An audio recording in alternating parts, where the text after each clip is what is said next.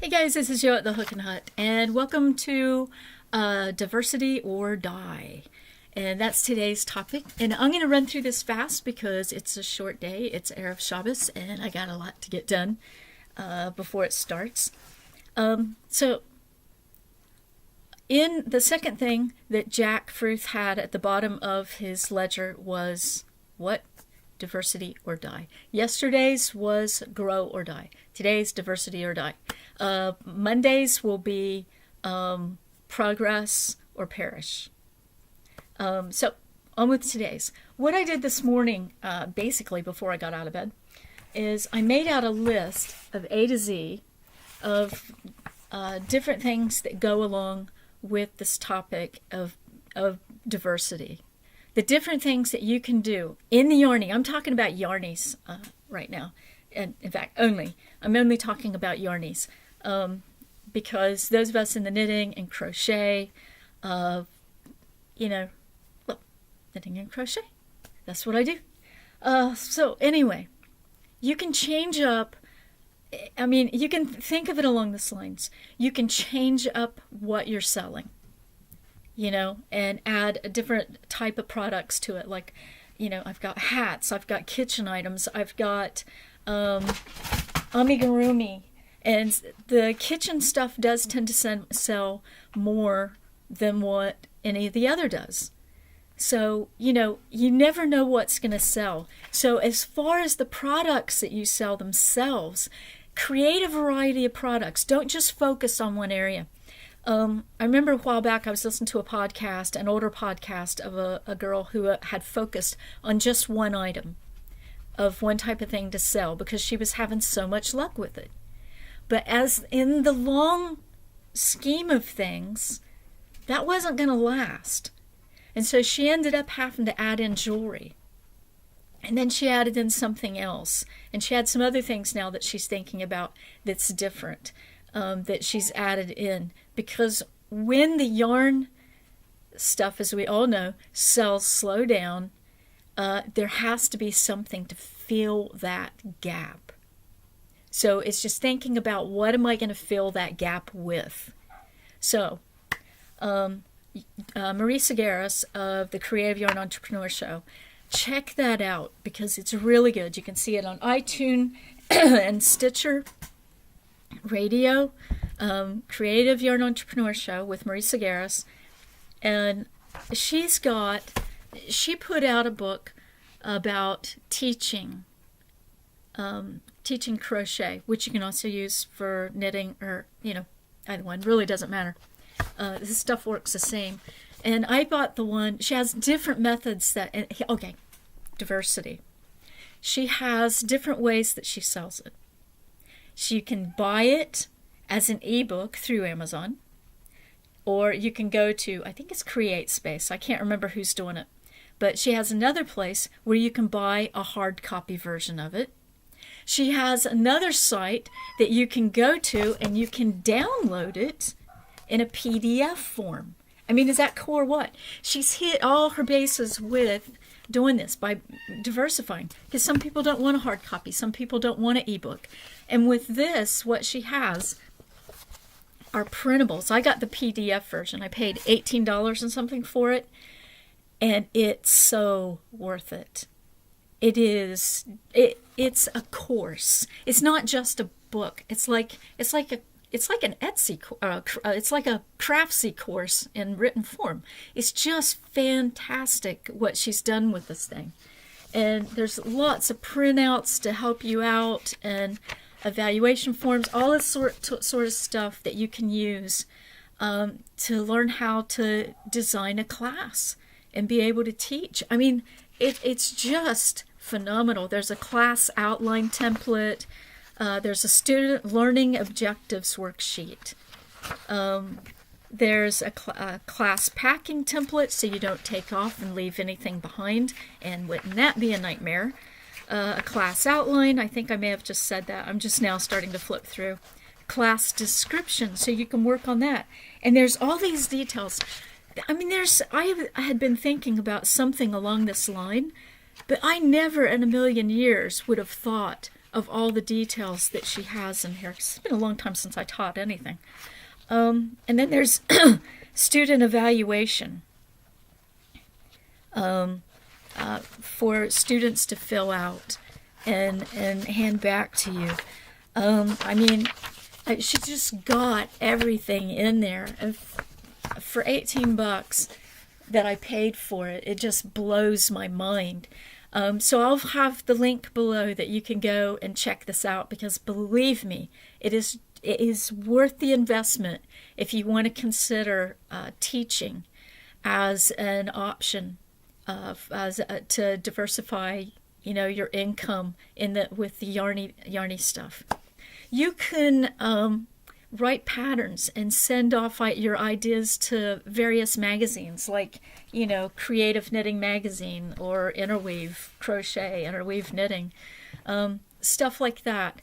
If you go with Kara Warner and check out her stuff, she tells you how to do it. She's the editor of Creative Knitting Magazine. And she shares so much to try to help people know how to do things properly when presenting your idea to a magazine and stuff. There's that way to go with it. There's let's see. You can offer if you're good with graphic design, offer your skills to other crocheters and knitters who may, want to borrow your skills. That's another way to bring it in. She used hers as, she used her skills as an artist, excuse me, and to work with other magazines, and got, freelance work that way. Yeah, doing freelance with your skills. Freelance, sorry, that's one thing I just realized and I didn't write down. Please don't do that. Thank you, Tiger. He's being a butthole this morning. He has his moods. Every morning he is so whiny. Okay, so there's freelancing, doing freelance. If you're an accountant and you knit and you still want to do your work towards your knitting and crochet business, use that. Offer your accounting skills to somebody who's a knitter or a crocheter in the business. And you can pull in some side income with that. Let's see, that was graphic artists. There's that camera. If you're good with photography, that's another one that you can offer. If you focus on one particular area, like again, another area that you could add into on your store, whether it's crochet or knitting, just focus on babies.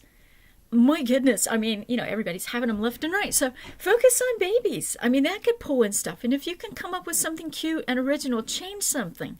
Just tweak a pattern to be fun and do that for them. And bear in mind, sometimes when I'm looking at these pictures that people are doing for babies, one, bear in mind the weight of the item on the baby's head. Two, whether the baby's going to be comfortable. Hey, it may look cute to you, but is it comfortable for the babies? I really wish people who do things with babies would consider the comfort level of the baby, despite the cute factor. If it's cute and that poor little baby's miserable in the outfit, I'm sorry, what's the point in making it? So please consider the comfort of the baby first before you go designing something that's crazy and outlandish. And the weight of the object, how that's going to feel on the baby's neck and head. Because I'll tell you, even as an adult, if I do a pom-pom that's way too big and crazy, I feel the weight of that pom-pom on my head. And sometimes I don't like it, and I'll ditch the pom-pom and I'll put a smaller one on because I don't like that weight. Consider that when you're making things for kids and babies, okay? That's really important. Okay, my rant on my dislike of the way people design baby things is over. But please keep those in mind. Then, here was one that was really neat. An open house. A while back, I was listening to a podcast, and somebody had talked about how once a month they would open their house up, and they would post ads everywhere that they were having an open house. and they would have their whole house just, you could go through, the rooms on your first floor, and it was a store setup, but it was done once a month. And she was making a killing doing that. That's pretty stinking cool, So, and there's also at your kids' school, if there's going to be a play and the kids have to have costumes, offer to make costumes. If you can sew, okay, that's getting away from knitting and crochet. I don't care. But if you can knit and crochet and you can still sew and use a sewing machine, there's mine. Offer to make the costumes for people. And that's another way. I mean, you can pull in some extra money that way. There's also offering in schools, there's people who teach knitting and crochet in the school systems. It's another idea. And it's really cool because my great niece Skyla, who does the modeling when I can get her, and she's not working, she was telling me over the weekend, she said, there's this one girl that she knows at school who she sits during class and crochets hats. She crochets one hat an hour, which obviously she's using a large hook and chunky yarn, and sells them at school. That is super cool. So, and something Skyla had mentioned to me when we were talking one day about it, is she said, if you go to the ball games, you could probably sell your stuff. You could probably sell your hats. If you've got them in the school collars, you could sell the hats. I have mug hugs that if they were done in the school collars, you could sell the mug hugs. If you do fingerless mitts, or you can do up enough mittens, you can go there and sell your stuff. You could even say, a certain percentage of the sale goes to the band, something like that, and still be making a profit. Just, get permission, set up your little booth and sell the stuff. That's another way of doing it. Sell at school events. As long as you get permission, a certain percentage goes, people will be willing to buy. So sell at the school events. Let's see, we hit that. We've done graphics, we've done hats. You can create a knit club or some sort of knit club or a crochet club, as in sending out kits. And we all know of the different people who do that. There's a lot of work to it, by the way, a lot of work. You might want to go on Marley Bird's The Yarn Thing podcast and listen to her interview with Stacy Trock. And Stacy, if you make amigurumi, you know who Stacy Trock is. And she does classes on amigurumi for beginners on Craftsy. Let's see, libraries. You can teach, going back to teaching, you can teach at libraries, you can teach from your home. And it's really funny, when I went to Tractor Supply, I live on a farm, folks. When I went to Tractor Supply, I was in checkout, and the woman looked at me, she goes, "Oh, did you make that?" And I said, yeah, and I gave her my business card. So she said she had been wanting so bad to learn how to crochet, and but she didn't have anyone to teach her. Well, I can't drive anymore because of my stroke, so I can't go down and teach her, and we live too far away from one another. So I was encouraging her to use the YouTube videos to learn how to crochet because it's so easy. But right there, you never know when you're going to run into a potential student, and that was a potential student that I couldn't make the most of the opportunity with. But, there's moments like that. Kara Got Warner just did a video this week on arm knitting, and she had her son there, and he was just knitting away with his arm. And that would be another fun way, is you could teach little kids in the neighborhood arm knitting, or whatever it is they call it. But anyways, and he was having fun. So, that would be another way that during the off season that you could be making money, is getting kids in the neighborhoods. Your kids are driving their parents crazy. Hey, come to my house. I'll teach you how to arm knit, and it's this much. And the parent will be happy to get rid of them. You know it. You're probably happy to get rid of your own kids. Please take them. Teach them. Go, please. So there's that idea. And of course, I mentioned the libraries. And join, if there's a group meeting at the local library, join the group, and get there and be able to meet other people and pass out your business card. And, because you're making new contacts, and those contacts, it begins the trail of the word of mouth, which is our best source of advertisement anyway. You can create a membership site and put a fee for the membership site and offer cool stuff through it. You can go on Patreon and use Patreon. If you have enough stuff that you're slowly building up and to offer, and check Patreon out. I've got to write that one down because I forgot to add that one. That's a new thought that just came to me. But Patreon will only work if you've already been establishing yourself really well and people know who you are. If you're an organizer, think of the disastrous craft rooms that there are. Mine.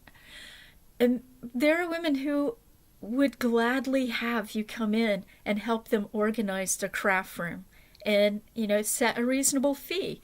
Tell them, hey, tell your husband, what you'd like to have your craft room organized for your birthday or anniversary present, and go for it. Have him set a limit on it and then have fun helping him organize. That's another avenue of bringing in some extra money. There's PLR. If you're a writer, there's a lot of us who do blogging and we hate it. No, we don't hate it. Okay, some bloggers hate it. I'm not very organized. Anyway, if you write blog posts that have to do with knitting or crochet and you're good at writing them, you can put them up into packets of 5 to 8 and sell them to other knitters who blog. And they'll buy them because they don't want to have to write. I've run out of content for my blog. Please help me. And you can sell that to them, and that's another way of bringing in income. Just remember, do something really cool, which would be add a resource sheet. If you're going to quote people or you've got facts or any of this type of stuff, please add a resource sheet for the person. That way they can go back and they can verify and make sure things are accurate and everything. It's not that they don't trust you, it's just you have to do it because they don't trust you. Write reports. Write up little booklets. That's another way that you can diversify your income.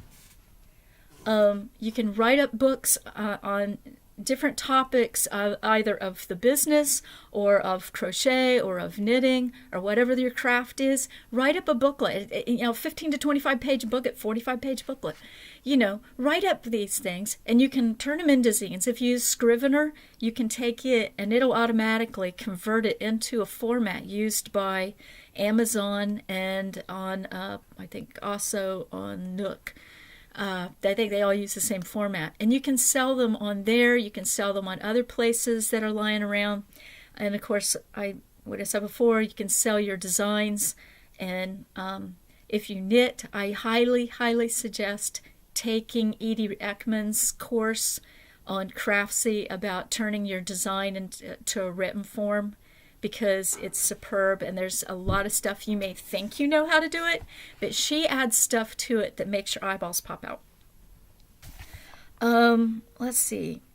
You can do like another woman does. If you're a good writer, she takes things and she writes them into stories, and then after taking Stacy Trock's course on amigurumi, she began taking her characters and turning them into amigurumi characters and selling those with the stories. That's another idea. You can, we've done two each. You can sell at trunk shows. You can sell at craft fairs. Those are the usual things we all know about. Put your stuff in the fairs. That's another way to get noticed, is get your stuff into the fairs. People see it. Oh, I like it. Pass out your business card. There you go. That's your little billboard. Doing videos and monetizing them. I haven't monetized my videos yet, and I need to. Weddings. Offer special wedding services, if you can. Like I said, going back to graphic design, you could also do things for people's weddings.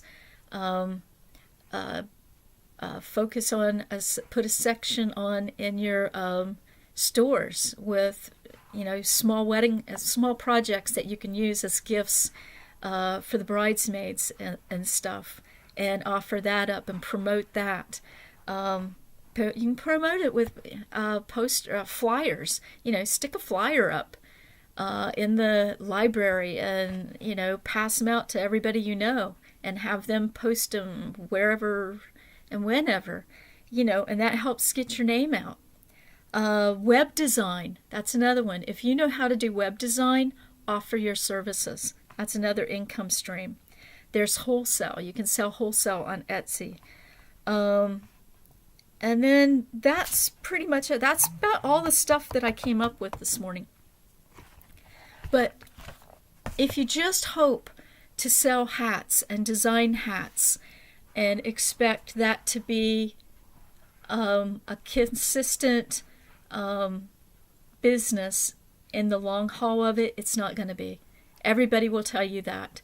And that includes all the bigwigs. And I listen to hundreds and hundreds of hours of podcasts, and I listen to them say it constantly. You've got to diversify or you're just not going to make it. It'll just be basically a part-time business. Then there's I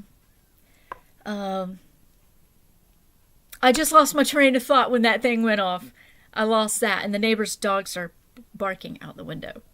It's not that I hate dogs, I just don't like my neighbors.